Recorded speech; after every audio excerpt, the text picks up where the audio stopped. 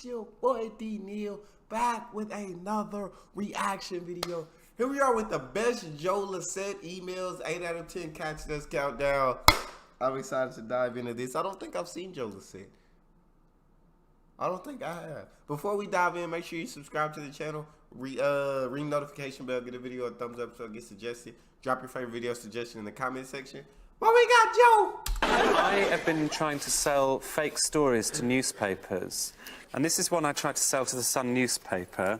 I'll just read it to you. I wrote, I was recently walking through London Soho when I spotted Matt Baker from the BBC One show on his phone in the street. He seemed angry about something, and at one point he was so angry that, to my amazement, he tried to kick a pigeon.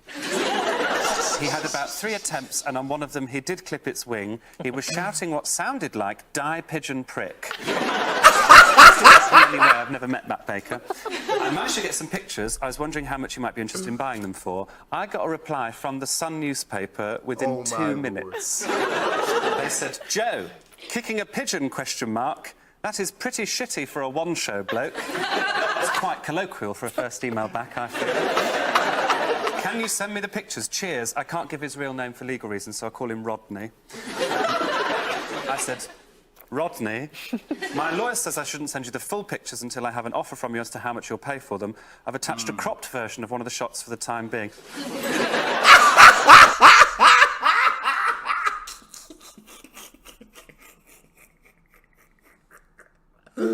I'm already loving this. I'm already loving this. This is gonna be, bro, Joe. For them. I've attached a cropped version of one of the shots for the time being. Send that through to him. Any response? He replied, that's a photo of a pigeon. Very astute. Here's my photo of a pigeon. He attached that one on the top there. He also attached a picture of Matt Baker and said, can you send me a picture of this man kicking a pigeon? So I sent him a curveball and I just said, is that a picture of Matt Baker? I thought he was Chinese.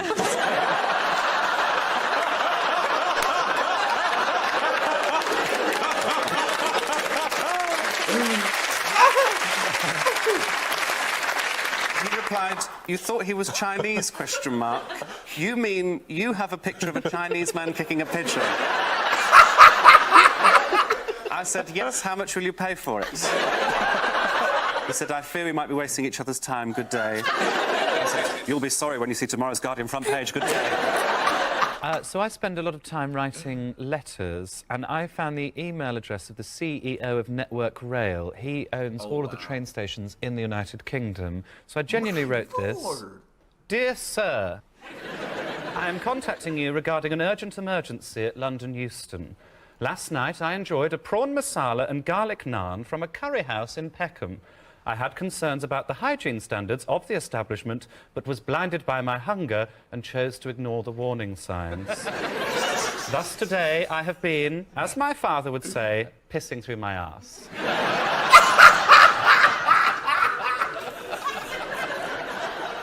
The reason this is relevant to you is that I currently find myself at London Euston train station without 30 pence.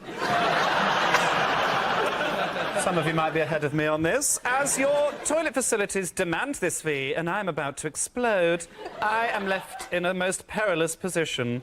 I have managed to find some privacy and am currently perched behind a bin on one of the platforms near de Lycett de France, desperately trying to hold in what I anticipate to be a towering cascading waterfall of post-masala sadness.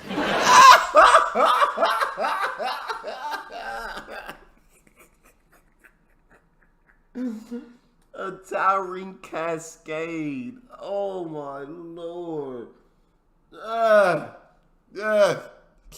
Anticipate to be a towering cascading waterfall of post-masala sadness.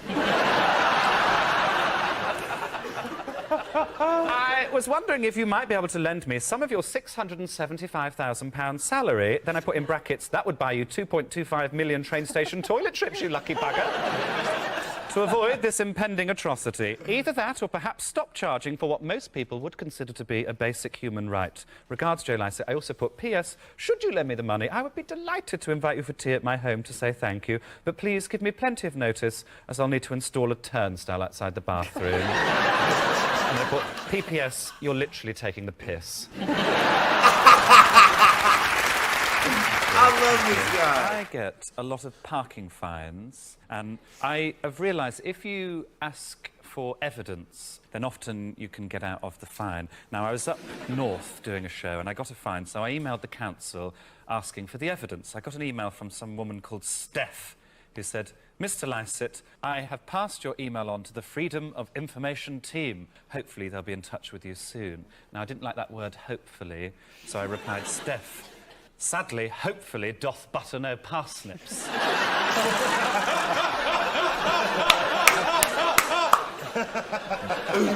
Can I have an email address for the person you have contacted? My lawyers would like to contact them directly. You have been very helpful, and hopefully you won't get caught up in the forthcoming. Forthcoming was sinister enough. He replied, Mr. Lycett, I'm not sure what you mean about buttered parsnips. I've CC'd in the FOI team who will advise. Now, I got an email from someone called Colin who said, Mr. Lycett, your request is very broad, so I've assumed you only want information pertinent to your recent parking fine. Attached is the evidence which we have, which are photographs of your car clearly parked in a taxi rank. Now, the photographs they had are of my window, which had taxi rank written on it by presumably a disgruntled taxi driver. But there's actually no evidence of a taxi rank in that photograph. So I went back to Colin, didn't I? Oh, my. I said, Mr. Colin, when you assume, you make an ass out of you and me. I see that your evidence is nothing more than a picture of the words taxi rank written on my car. I would argue this evidence is insufficient. I also put, P.S. Apologies for the delay in replying to your previous email. I'm currently on the Costa del Sol. I provided evidence of this, and then I just put this picture...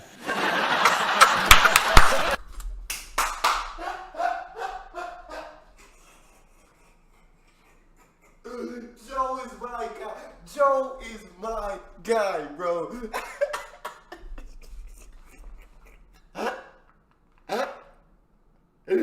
Joe is my guy. I absolutely love that response. I absolutely love it. That was I provided perfect. evidence of this, and then I just put this picture...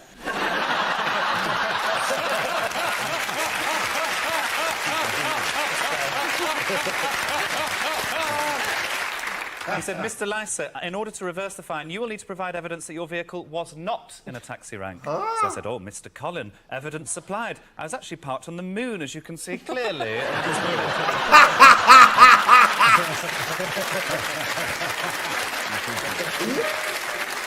And I replied, Mr. Lycett, I've cancelled the fine. Last time I was on this show, I received a little bit of feedback from a viewer who, for legal reasons, we're going to call Brian. I received it about 3 a.m. after the broadcast. The subject was 8 out of 10 cars. Just saw you on the show and had to email you to tell you you are shit. God dang! Jimmy Carr is the best thing about that show by miles. You're not even remotely funny. Here's some advice. Find another job. You're a dick. Please consider the environment. Do you really need to print this email? What Brian did, foolishly, is he left his email signature on from his workplace. Solicitors. So I replied, Dearest Brian, thank you for your email regarding my recent appearance on 8 out of 10 Cars, the spin-off show to the very popular 8 out of 10 Cats. I read with great interest your thoughts on Jimmy Carr. He is indeed a fantastic comedian and broadcaster. As you left your address for your workplace on your email signature, I've had it arranged for a signed photograph of Jimmy to be posted to you to thank you for your feedback. Yours, Joe Lycett. I also put, P.S. I will now spend some time considering the environment before printing your emails. He then sent me an email very quickly back. He replied, please don't send me any stuff. This is my workplace. Sorry about the last email. I was drunk. But regardless, I sent him this picture, which is your picture with my autograph on it. I then replied to my beloved Brian, thank you for your apology, but it is unnecessary. If anything, I actually owe you an apology, as I've sent what is clearly my autograph on a Jimmy Carr picture. I practiced my signature on leftover photographs of Jimmy, and there must have been a clerical error. I've had Jimmy's signature sent to you first class this morning with my compliments. Forever yours, Joe Lycett. I also put P.S. I'm still considering the environment. He replied, please don't send stuff to my office. I'm sorry for sending the first email. I was drunk. Too late, I'd sent him this.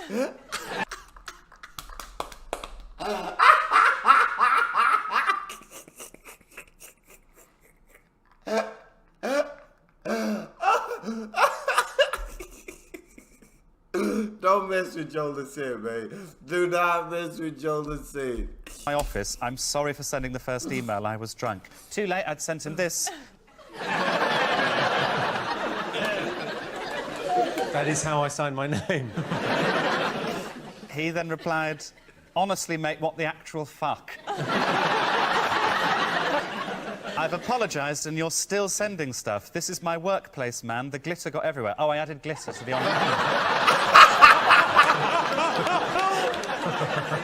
So I replied, OK, Brian, I'll stop sending you stuff. I should tell you I've finished my considerations as to the environment before printing your emails and have decided to print them regardless. They are in the post to your offices and addressed to the manager. Got a one-word reply from Brian, shit. Don't like it, everyone.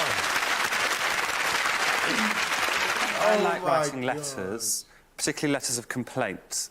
And I recently got a parking fine on Christmas Eve in Birmingham city centre, so I wrote this letter of complaint. Now, my friends say that they think I went in too heavy. I don't think I did. I wrote, dear bastards. I think that's fair, isn't it? I got a parking ticket in Birmingham city centre on the 24th of December. You may be more familiar with this date's more popular name, Christmas Eve. I was in town buying food and toys for some sick and starving children that I look after in a local orphanage, plus a small gift for my ageing mother, brackets, some novelty chocolates in the shape of male genitalia, aptly named cocklets. When I returned to my car, you can imagine my surprise and disappointment to find a parking ticket was affixed to the windscreen. I cried as Jesus did on Christmas Day. Forgive these sinners, they know not what they do. That's actually Easter, but I got confused. I may have also chased your parking enforcement officer shouting, die Judas.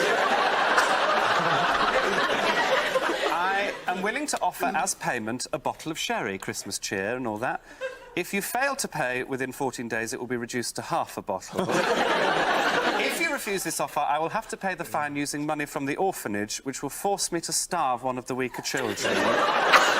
His name is... I will have to use money from the orphanage, which will force me to starve one of the weaker children.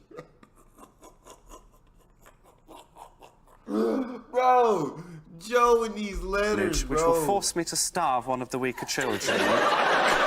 His name is Graham. I attached a picture. It's actually me as a child.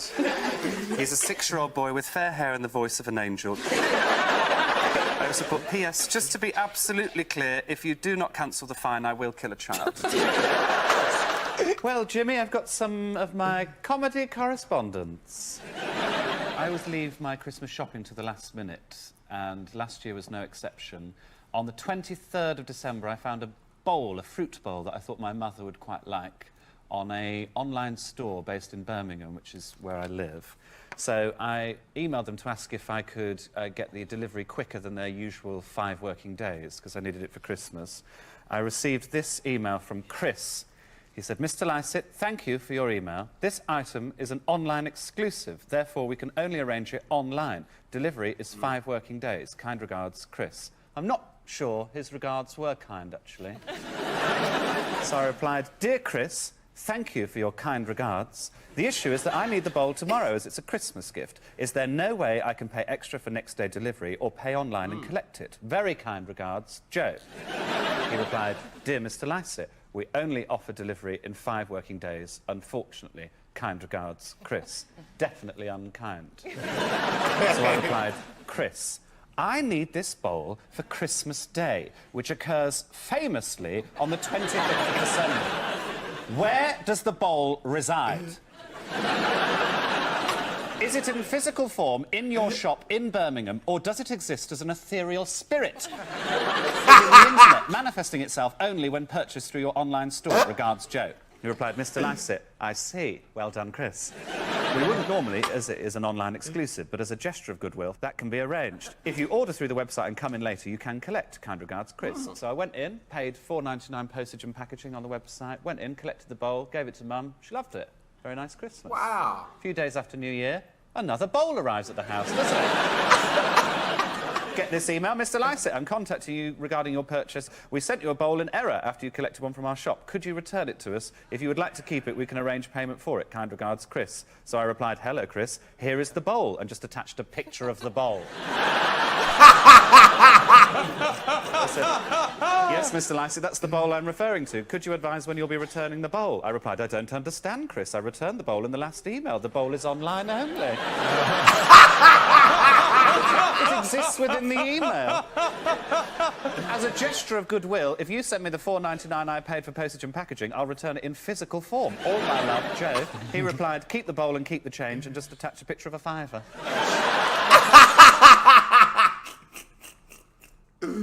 I absolutely love these videos. Oh my gosh. Joe Lycett, these emails were absolutely perfect. That's all we got for this. So you guys got a favorite video suggestion, subscribe to the channel, ring notification bell, get a video a thumbs up so it gets suggested. Make sure you drop that suggestion in the comment section. It's your boy D-Nia, out.